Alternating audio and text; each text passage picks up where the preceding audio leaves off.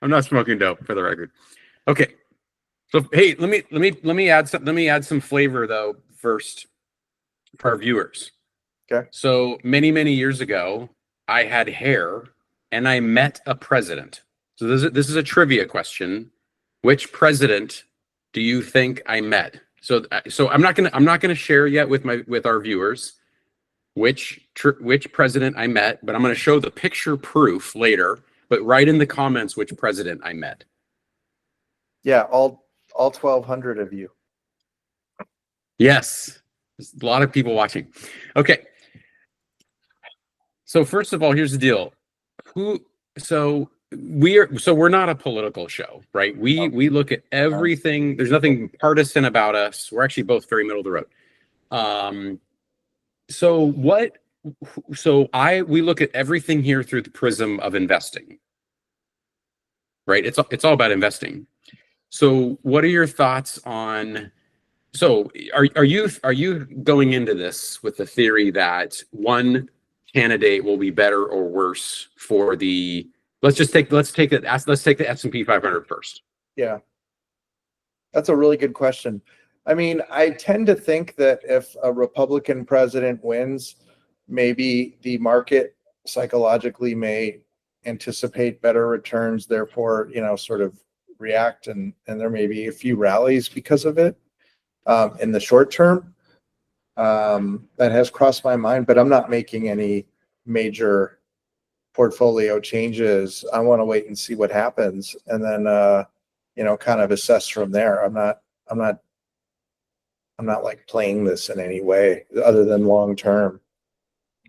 Yeah, I mean, I'm of the same mindset, and I think the historical data, susses out what you're saying, right? Because you look historically. I mean, we've all seen the charts. You can bring up an S&P 500 chart, and I think it's why we always tell people when the market does tank and go down and there's corrections, which there will be another one, right? There's going to be at some point a 30% drawdown, 25%, whatever, right? Mm-hmm. Double digits, let's say, drawdown. Yeah.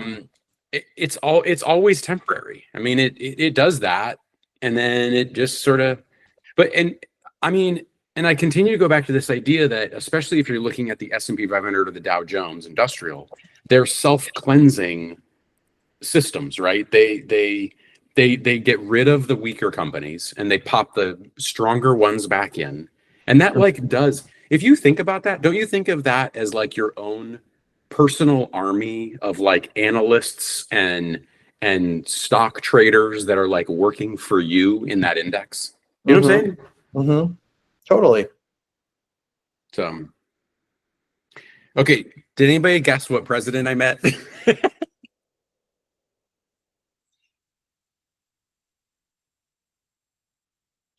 No? Okay. I Are have you not ready? seen any of our. Okay. Are you ready for this picture? Are you guys ready? Yeah. We have 2,000 people watching right now. I'm trying to get my sister on. Okay. Wow. I'm not showing this yet until we get. Okay, I will reveal which president I met when we get a viewer. How's that? You know what? Let me share. I have an idea. Let me share our live stream on X. Right? Oh no! Don't do that. You don't want viewers? Broadly, I don't want you. I don't want. I like us being small and. Oh yeah. Oh God. I know. It'd be fun, man. It'd be fun. Okay, I'll share that in a minute. Yeah, I'm just trying to get the YouTube live stream URL. That's probably the right thing to do. Yeah, you probably just should put it on there. Just go for it. Okay. It's fine. Yeah. So let's think for a minute. Let's think for a minute. So I have another question for you. Let's think for a minute. Let's look up facts here. Depending on which candidate wins, which one do you think is better for your personal taxes? Probably Trump for sure. Tax policy, and I'm gonna find out here. Tax policy and everything. Probably Trump for sure. Tax policy,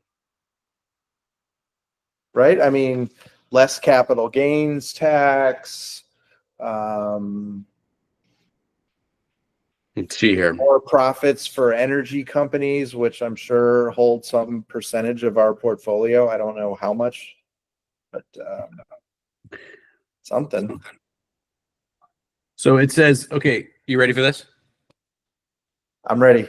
Okay, it says so. It says Harris here first. So Harris is proposing a mix of, and we don't know who's going to win yet. It to me it looks like it's going to be real close. I don't know, but we'll see. Harris is proposing a mix of tax cuts, tax increases, and expanded tax credits that together would rank as the 15th largest tax increase since 1940. But let's look at the specifics, right? So it's basically, so she's vowed to not raise taxes on those earning under 400,000. Okay. So if you're earning under 400,000, you're not getting, okay. Her tax increases would also be targeted at businesses, as she wants to boost the corporate tax rate to 28%. She also wants to expand the child tax credit from its current $2,000 to $6,000. That's kind of nice, right? Okay. Yeah, it sounds like just So yeah. Okay, let's see here. Trump's there's positives and negatives, I think. Yeah, like everything, right? So it looks like on the flip side, so Trump wants to cut the corporate tax rate more. He wants corporate taxes to go to 15% from the current 21%. So I guess that might help shareholders, right? In a way, maybe. Maybe. Definitely could. Yeah. I mean, honestly, in a way, don't you think a lot of times the presidents, they move, they do all these things on a campaign trail, right? But then when they actually get in office, they realize how hard it is to govern, because none of these things they have to pass, right? We get this idea that the executive branch and the president is like a king. They're not. They have to work with Congress and the Senate, right? And then then the laws that are passed by the Congress and the president, right, together, they have to be all agreed on. Those then have to pass judiciary scrutiny, right? Like you could get sued. Unless you can pick which judges are on the Supreme Court. That's true. You and your decisions. So that's true. So think about it this way, right? We have a system of checks and balances of power, right, among the different branches. And what it seems like is it's a game of pulling levers, right? So like you can pull levers here, but then that sort of has an impact here. You can pull levers there, has an impact here. I mean, it's never like this like black and white thing, right? Right. It tends to go towards the middle, I think. Let's see. It says